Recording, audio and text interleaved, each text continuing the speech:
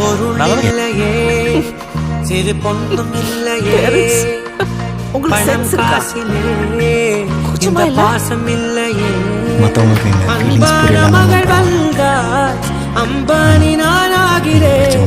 இந்த இன்ப மகாராஜ பெற்ற சும்மா ரெண்டு பேரும் சேர்ந்து ஒரு குழந்தை வளர்க்கணும்னு நினைக்கிறது parenting ஆயிடாது. தாயே மகளன வந்தால் தந்தை சிந்தை நலமுற வந்தால்